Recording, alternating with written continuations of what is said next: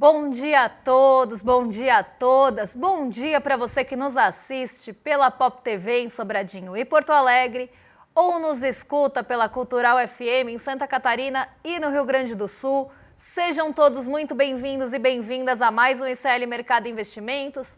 Hoje, terça-feira, e parece que surgiu pauta de última hora aqui, pauta quente no Mercado Investimentos, porque Flávio Bolsonaro falou às 10 horas da manhã na porta da Polícia Federal e ele disse que sua candidatura é irreversível. Então a gente vai falar sobre o que ele falou no seu pronunciamento ali na porta da Polícia Federal e a repercussão que já teve durante a manhã, principalmente nos mercados, ações de bancos e no Tesouro, que entrou em circuit breaker hoje, teve que parar as negociações com esse novo efeito direita rachadinha, que é o tema do nosso programa hoje, essa divisão, né, esses atores da direita brasileira se estapeando ali pela corrida presidencial, parece que está gerando um pouquinho de instabilidade. E essa afirmação de Flávio Bolsonaro na sua corrida, né, na sua participação e candidatura na corrida presidencial de 2026, deu uma boa instabilidade hoje. Então aumentou esse efeito que a gente já tinha visto na sexta-feira, acalmou na segunda-feira e hoje voltou com tudo, com suas falas, e a gente separou, inclusive, algumas delas para falar com vocês. Outro assunto que a gente vai tratar hoje é o Warner e a briga também, ali todo mundo se estapeando para comprar o Warner, porque a Netflix fez uma proposta, a Paramount dobrou ali a aposta, fez uma proposta maior e agora parece que vai para o imbróglio ali, tem toda uma questão para ser resolvida, inclusive que envolve Donald Trump, então a gente vai falar sobre isso e agora essa história vai se estender até o dia 8 de janeiro, que é quando a decisão deve ser tomada por fim. Então a gente vai falar desse novo capítulo dessa disputa pela Warner, HBO e Discovery e vamos falar também do Protege Mais, que é o novo serviço do Banco Central, que tem protegido aí as aberturas de contas em nome de laranja, e como você também adere a esse serviço para ficar mais protegido. Antes de tudo isso, vamos dar uma passadinha pela nossa agenda para ver o que temos de indicadores. Hoje uma agenda fraca, então já vou até adiantar para vocês, uma agenda mais fraca e que deve deixar a centralidade mesmo para as decisões de política monetária que acontecem amanhã. Na verdade, essa era a grande estrela da semana, então a gente tem decisão de política monetária nos Estados Unidos, uma grande expectativa por corte de juros por lá, e isso deveria movimentar mais o dia hoje. Essa era a expectativa até Flávio Bolsonaro abrir a boca. Então a gente vai passar pela agenda para ver que ela realmente está meio xoxa, está meio morna, mas depois a gente fala das expectativas aí para a semana. Vamos lá para a nossa agenda então, porque à 00:30 na Austrália a gente teve decisão de política monetária, então já foi decisão de política monetária na Austrália. Às 5 horas da manhã aqui no Brasil teve PCFIP da primeira quadricemana de dezembro. Lembrando ontem que a gente também teve PCS de primeira quadricemana, mais medição da FGV. Às 6 horas da manhã no Reino Unido, quem fala é presidente do Banco do Japão, Kazuo Ueda. Ele participa de uma conversa sobre aumento de juros no Japão. Uma coisa impensável, né, gente? Se a gente falasse de aumento de juros no Japão há alguns anos atrás, aí há 5 anos atrás, isso seria tomado ali com uma grande surpresa. Japão, historicamente, tem taxa de juros negativa, taxas de juros baixíssimas. Eu acabei numa sandice ali na minha faculdade estudando o Japão e história da economia do Japão, papel do Estado na economia do Japão, e eles têm uma cultura muito diferente em relação a guardar dinheiro, a armadilha com liquidez. Então lá normalmente as taxas de juros são muito baixas e às vezes até negativa. É até um assunto que causa surpresa falar de aumento de taxa de juros no Japão, mas hoje Kazuo Ueda vai falar sobre isso, na verdade já falou, porque foi às 6 horas da manhã, bem cedinho. Às 8 horas no Brasil saiu o IPCS Capitais, agora sem medida também da FGV, primeira quadricemana de dezembro. Ontem saiu o geral do Brasil e hoje o índice de preços ao consumidor semanal, só que das capitais brasileiras dessa primeira semana de dezembro. Mas vamos seguir porque tem mais coisa na nossa agenda. Hoje também quem falou às 8h30 da manhã foi a ministra das Finanças do Reino Unido, a Rachel Reeves. Ela testemunhou na Câmara dos Comuns, lá no Reino Unido, às 9 horas. Tem pesquisa industrial mensal regional, porque a geral de Brasil já saiu também. 10 horas da manhã, hoje bem pouquinho antes aqui do programa, saiu indicadores industriais de outubro e daqui a pouco, depois do programa, saem os relatórios aí de abertura de vagas dos Estados Unidos, o famoso relatório JOLTS. Então, os dados aí de abertura de vagas nos Estados Unidos, que o relatório JOLTS traz. O relatório JOLTS ainda é referente a outubro, mas aqui é aquela coisa que a gente sempre fala, sai o JOLTS, sai o ADP e depois sai o famoso payroll, que é quase ali um norte, né, uma bússola da decisão de política monetária também dos Estados Unidos. E deve pesar dados aí de mercado de trabalho saindo na mesma semana da decisão de política monetária que acontece amanhã por lá. Às 10h30 na China, sai o CPI e o PPI, que são conhecidos aí com esses nominhos, com essa sopa de letrinhas, mas que na verdade são o índice de preços ao consumidor e o índice de preços ao produtor de novembro. Medição da NBS lá na China também deve movimentar, principalmente falando desse ritmo da economia chinesa, que é muito olhado de perto, e acaba tendo esses índices de inflação, de produção industrial na centralidade para acompanhar esse ritmo, que também mexe com o mundão todo. Vamos falar agora do fechamento de ontem, porque ontem a nossa bolsa teve um respiro, conseguiu ali achar uma bolinha de ar para respirar, depois da queda de mais de 4% que a gente viu acontecer na sexta-feira. O dólar disparou, as taxas de juros futuras dispararam também. Só para vocês entenderem, quando a gente começa a ter um cenário de instabilidade, ou que o mercado leia como um cenário de instabilidade, as taxas de juros respondem a isso muito rapidamente. Então, na sexta-feira, os juros futuros subiram muito, e vocês vão entender por que eu estou falando disso agora. Na sexta-feira, as taxas de juros subiram muito, foram para uma anormalidade e isso ajudou também a derrubar a bolsa. Ontem, na segunda-feira, o mercado voltou para a normalidade. Inclusive, na sexta, a gente teve um volume de negociações tão alto que parecia dia de vencimento de opções. Quando a gente tem vencimento de opções na bolsa, as pessoas precisam exercer ou não esse direito. Então, tem mais negociação, o volume fica um pouco maior, porque as pessoas normalmente vão exercer esse direito e isso gera um volume de negociações mais alto. Na sexta, a gente teve um volume compatível a um dia de vencimento de opções.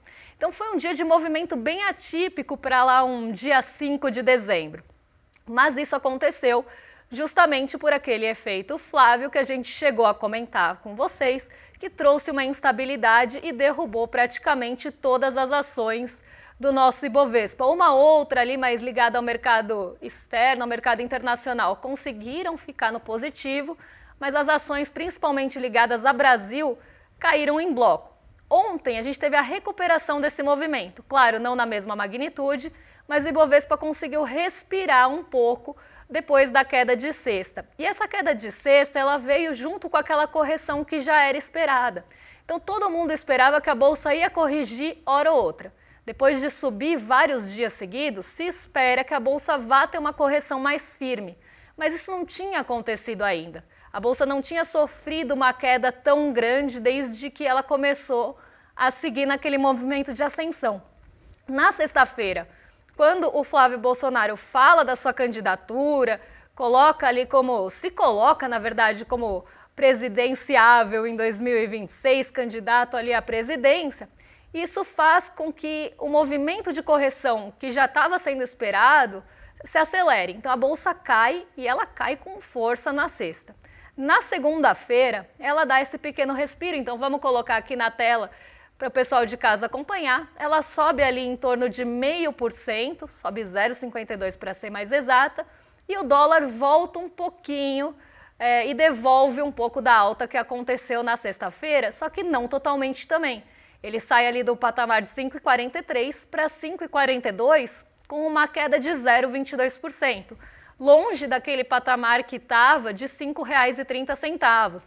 Inclusive, a bolsa na sexta-feira ela subiu bastante, O dólar chegou a acelerar a queda também, mas à tarde, Flávio Bolsonaro acabou com o humor de todo mundo, acabou com o clima e ele nem chamou Ricardo Salles para ser ministro. Ele acabou ali com o clima da Bolsa e fez com que o mercado virasse ao contrário. Então ele foi para o upside down ali, entrou junto com os monstros, os demogorgons de Stranger Things, foram todo mundo para o mundo invertido. Estava no positivo, foi para o negativo. E aí a nossa Bolsa vira para o terreno negativo. Ontem ela consegue um pouquinho de recuperação, dá alguns sinais de recuperação, principalmente apoiada pelas ações de maior peso do índice. A gente está falando de grandes bancos que acabam se recuperando um pouco, a Petrobras que dá um respiro, a Vale, essas grandes empresas deram um pouco de sustentação para essa alta, mesmo em um dia que a gente teve queda em Nova York por toda a instabilidade e a incerteza e cautela numa semana de decisão de política monetária. Então está todo mundo esperando essa decisão acontecer ou já está posicionado para a decisão. Então ninguém vai querer tomar tomar decisão ali às vésperas de política monetária nos Estados Unidos. Então ontem a gente sofre também um pouco dessa correção em Nova York, os mercados caem por lá, mas aqui a gente vai na direção contrária, vai na contramão. No finzinho do dia, a Bolsa perdeu um pouquinho de fôlego. Então ela vinha subindo ali durante o dia, o dólar vinha caindo também. No fim do dia ela perde um pouco de fôlego porque Flávio Bolsonaro volta a falar. Toda vez que ele abre a boca, ele mexe com o mercado financeiro que já está num modo torcida, principalmente pela candidatura de Tarcísio de Freitas. Ele é o queridinho e o preferido do mercado para a corrida presidencial. Toda vez que ele fala alguma coisa que vai nessa direção contrária, o mercado reage mal. E é justamente isso que está sendo chamado de efeito Flávio 2026, pensando na corrida presidencial. Mas voltando aqui ao que eu estava falando, no fim do dia, ele volta a falar nesse assunto, dizendo que o sobrenome Bolsonaro é importante, que ele está lá para defender praticamente esse legado na corrida presidencial e que isso deve ganhar peso e relevância na corrida. Hoje de manhã, o que Flávio Bolsonaro foi fazer? Foi visitar papai na cadeia. Então ele foi lá levar... O que será que Flávio Bolsonaro levou para o pai na cadeia? Mas ele foi lá visitar Jair Bolsonaro na Polícia Federal. E ele falou na saída da Polícia Federal, ele deu uma declaração. Vou tomar uma aguinha antes que eu chame o André Graziano. Um beijo para o André Graziano, saudade, ou que eu vire o Temer uma pastilhinha. Só um minutinho que eu vou beber uma água. E a gente já entra nesse assunto.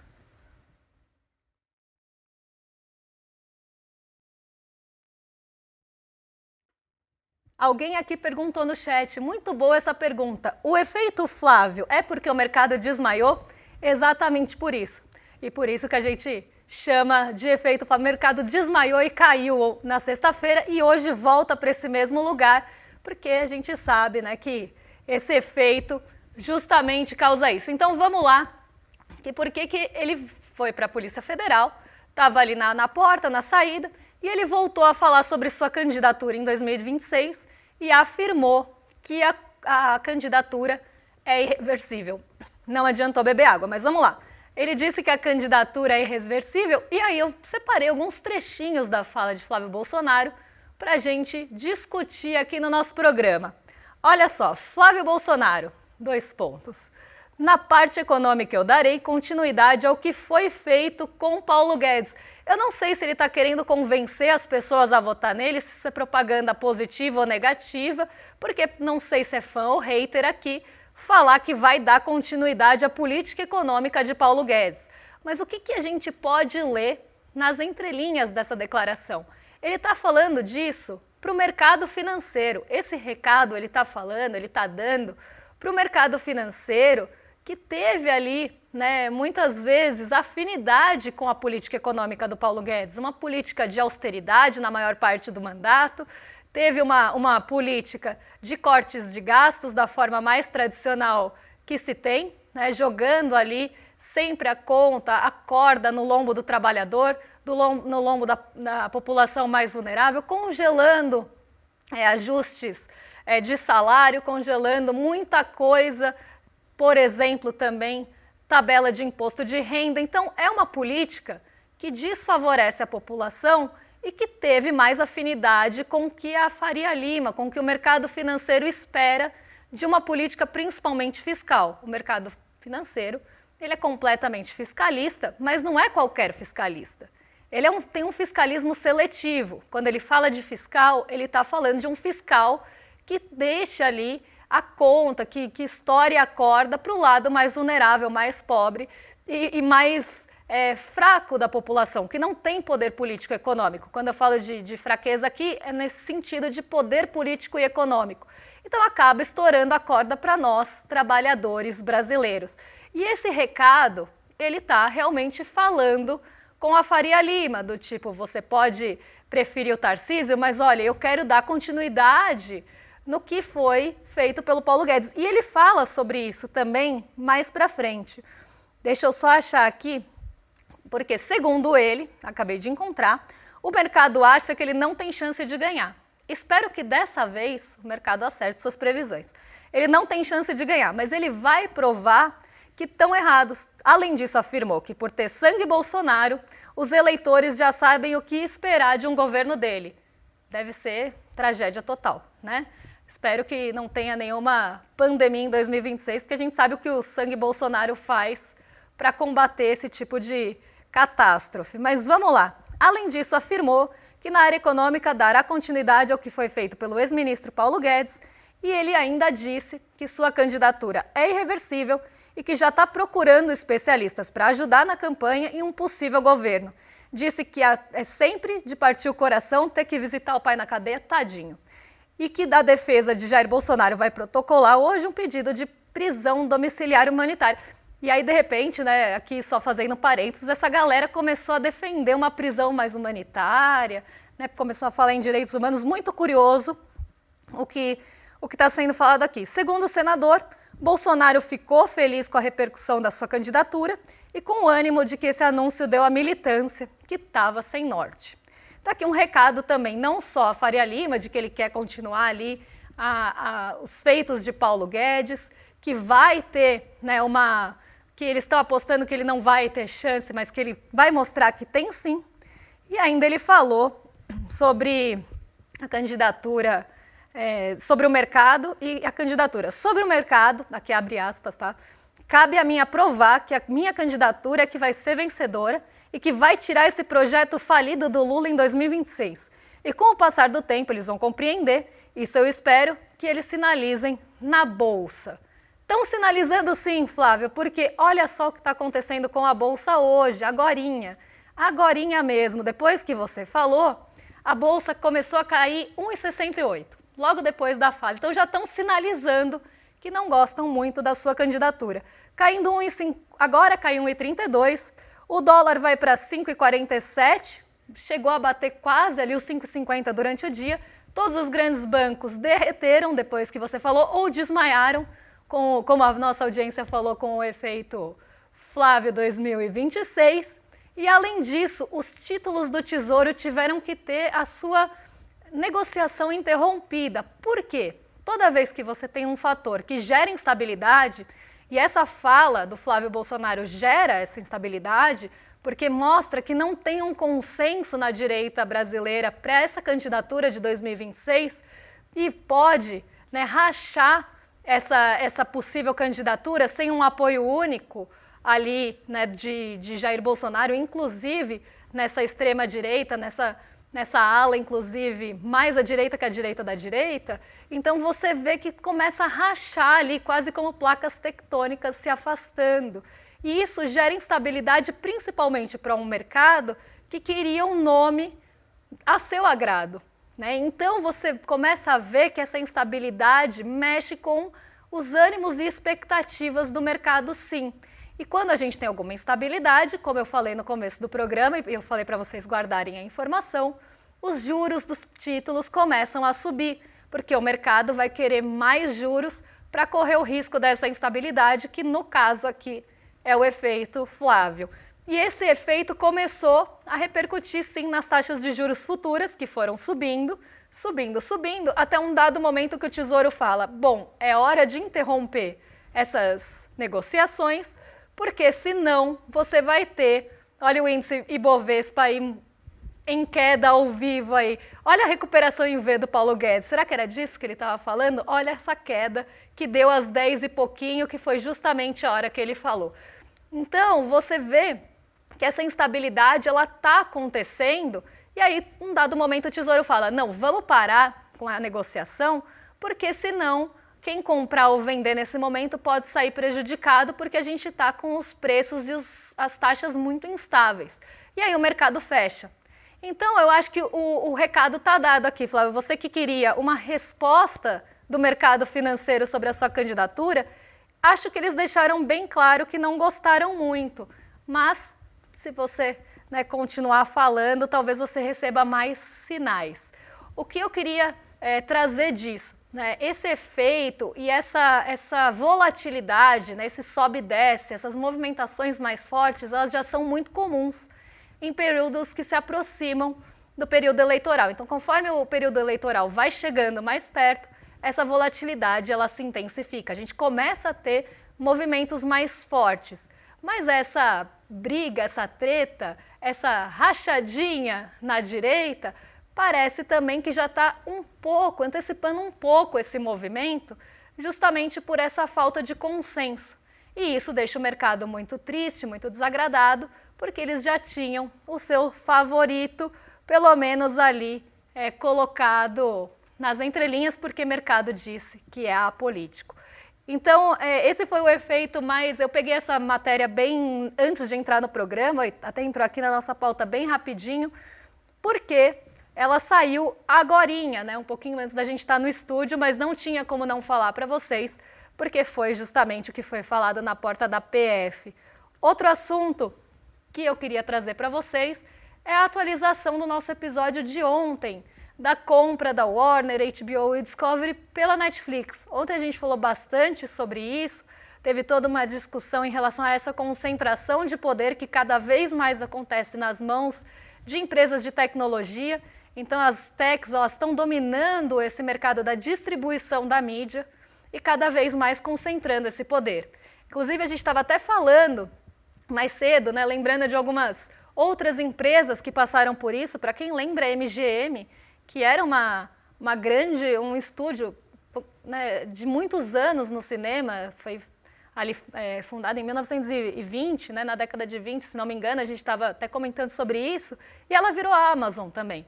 Então, toda vez que você tem esses estúdios que mostram, no caso da MGM, teve uma falência, teve que ser comprado ali, teve que ser salvo de alguma forma, sempre quem aparece ali para concentrar mais poder são as empresas da tecnologia ou de tecnologia.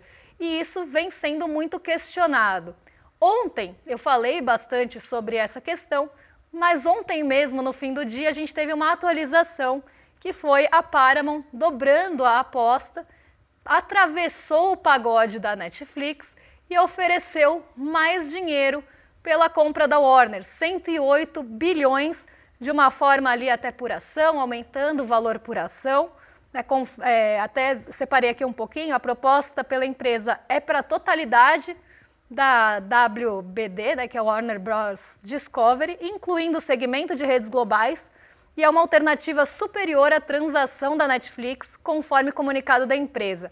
Trata-se de uma oferta hostil, entre aspas aqui, que é feita diretamente aos acionistas, sem passar pelos executivos da empresa. Então, eles estão ofertando essa compra, tentando comprar as ações por um valor mais alto. E aí você tem essa proposta colocando em risco esse acordo. De novo aqui, uma aguinha, só um minutinho.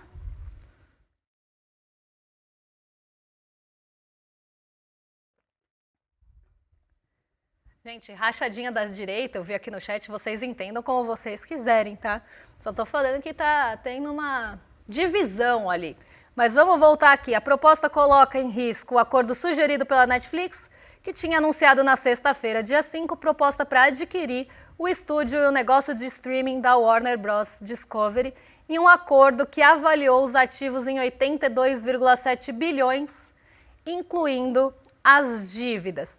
E agora, com essa oferta hostil, como ela foi lida, eles têm até o dia 8 de janeiro para decidir como é que fica essa questão. E aí eu separei, né, uma outra parte aqui para comentar com vocês, porque isso precisa da aprovação do governo. Vai passar ali pelo antitrust para ver se não está tendo uma concentração de poder, então isso deve ir para essa aprovação pelo governo Trump. No domingo, Trump tinha colocado dúvida entre a concretização do negócio, porque a Netflix já detém, segundo ele, uma grande fatia do mercado e a operação pode ser um problema. Mas, aqui muito interessante também, que a Paramount afirmou que seu acordo vai ser totalmente garantido pela família Ellison, a principal controladora da companhia, e pela Redbird, que vai ter ali um aporte também de 54 bi em dívidas do Bank of America, Citi e Apollo, porque eles vão, né, comprar as dívidas. Larry Ellison é um nome próximo ao presidente Donald Trump, cofundador da Oracle, está entre os investidores da versão americana reformulada do TikTok. Então você vê que essa família que também está por trás desse dinheiro que vai da compra da Paramount é ligada a quem? A família é um nome próximo do presidente Donald Trump. Então eu sempre estava pensando, mas por que Trump está pensando tanto nesse monopólio? Não parece uma preocupação que eu veria de Donald Trump, não, uma preocupação genuína de Donald Trump em relação a monopólio. O que será que está por trás disso? Eu acho que a pergunta foi respondida agora com o próprio pronunciamento da Paramount, colocando aí a família Ellison, que engloba o Larry Ellison, que é bastante próximo de Donald Trump. Não espanta ninguém para o choque de 0 pessoas. Talvez ele tenha aí tentado favorecer também alguém ligado a ele, mas aparentemente ele nunca faz isso, né? Não sei por que chocaria alguém. Vamos falar de um outro assunto aqui, esse assunto mais aí para vocês entenderem o novo serviço do Banco Central. Eu acho que é importante a gente falar sobre isso, porque as pessoas podem, né, sofrer fraudes, vocês podem já ter sofrido alguma fraude, justamente pensando ali em abertura de contas no nome. Às vezes alguém, né, tenta abrir um crédito, abrir uma conta no nome da outra pessoa ou no seu nome sem você saber, e você só descobre depois que a desgraça já está feita. E esse novo serviço do Banco Central bloqueia a abertura de contas em nomes de laranjas, e já bloqueou uma série de aberturas já no primeiro dia. Então, uma forma de você proteger o seu nome e, né, deixar ali a sua conta protegida como o BC protege mais. No primeiro dia, né, eles tiveram ali 1.630 tentativas de abertura de contas fraudulentas bloqueadas e cerca de 14,5 mil pessoas, 145,5 mil pessoas já ativaram a ferramenta do BC Protege Mais. A gente separou um passo a passo aqui para vocês, até para aqui como um serviço aí, vocês saberem como vocês ativam essa proteção. Vocês entram no site oficial do Banco Central. Dentro do site oficial do Banco Central tem o Meu BC. Você faz ali o seu cadastro. No Meu BC é onde você vê o registrato, até quem já teve fraude de crédito no nome. Eu, infelizmente, tive. Uma vez eu fui fraudada porque, sei lá, clonaram os meus documentos quando eu fui abrir uma conta numa empresa de telefonia. Clonaram os meus documentos e começou a pipocar um monte de notificação de pesquisa no meu CPF. Eu nem no Brasil estava passeando, estava de férias. Mas o proletário não tem nenhum dia de paz. Então eu comecei a receber notificação nas minhas férias e achei muito esquisito aquilo. Fui ver o registrato logo no mês seguinte, porque ele sempre vai, né, para o mês seguinte, e tinha um monte de contas de crédito e de cartão de mercado, tudo que vocês podem imaginar, essas tentativas de abertura. E aí tive que fazer BO, foi uma chateação.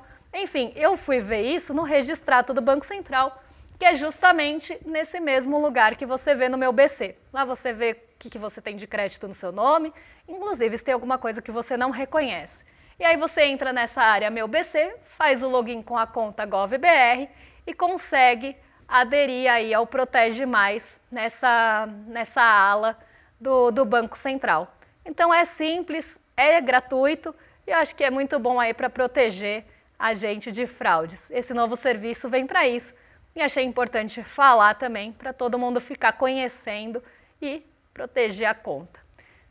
Vou fazer um convite porque a gente tem a nova turma de pós-graduação sendo lançada em dezembro, dia 14 de dezembro, para ser mais exato, às 8 horas. E a gente está com uma pergunta aqui, com um grande questionamento. R$ 2 ou um professor misterioso? Porque é isso, vem aí 3 professores misteriosos que a gente não sabe quem são. A gente só tem a silhueta aqui. Então, R$ 2 ou esse professor misterioso, eu acho que vão ser professores incríveis, porque a pós só tem professores incríveis, professores de peso, nomes muito importantes para repensar o Brasil com vocês. E vem aí mais 3, então vou desafiar aí no chat vocês a tentarem adivinhar quem são esses professores misteriosos que vão se juntar aqui na segunda turma de pós-graduação do ICL, o Repensando o Brasil, Sociedade, Política e História. Tá aí. Os 3 professores, quem será que são, hein? Eu não sei, não vou arriscar por enquanto. Vou esperar ter mais. Será que teremos dicas? Se a gente tiver dica, a gente vai tentar adivinhar junto, porque eu não sei mesmo quem é. Então, estou tentando aqui, olhando a silhueta, ainda não tenho palpite. Mas se vocês tiverem, deixa aí no chat e eu convido vocês para participar não só desse chá revelação de professor, mas também para assistir a nossa aula inaugural, que vai explicar também todos os aspectos da nossa pós. Tá curioso? Dia 14 de dezembro às 8 horas e para participar é só entrar em iclmercado.com.br. Agora entrego o programa para os nossos vizinhos de cima, antes que eles falem que eu estou atrasada. William Deluca e Guga Noblar já estão a postos para receber vocês. E amanhã a gente traz atualização de fofoca do mercado financeiro, o que deve mexer com o nosso bolso, com a nossa bolsa e com as nossas vidas. Um beijão e até lá! Quando a primeira turma da pós Repensando o Brasil, Sociedade, Política e História começou, a gente não imaginava, mas estava construindo um dos movimentos mais potentes de formação crítica do país. Foram mais de 5.000 alunos matriculados em 2025. A pós-graduação do ICL, em parceria com a FESP-SP, se transformou em um projeto revolucionário e transformador no Brasil. E o mais impressionante é que todos passaram a enxergar o Brasil de uma outra maneira, com método, com contexto, com profundidade. No dia 14 de dezembro, num domingo, às 8 horas, vamos abrir a nova turma de 2026 e as inscrições com condições exclusivas de lançamento. Essa é a sua chance de fazer parte dessa revolução no pensamento brasileiro, ao lado dos maiores intelectuais do nosso país. Você sabia que todos os nossos programas estão no Spotify? A notícia não pode parar e agora você pode acompanhar todos os nossos programas onde e quando quiser. Siga nossos canais no Spotify e tenha acesso ao Chico Pinheiro Entrevista, Desperta ICL, Rolê e muito mais. ICL no Spotify. Informação que te acompanha.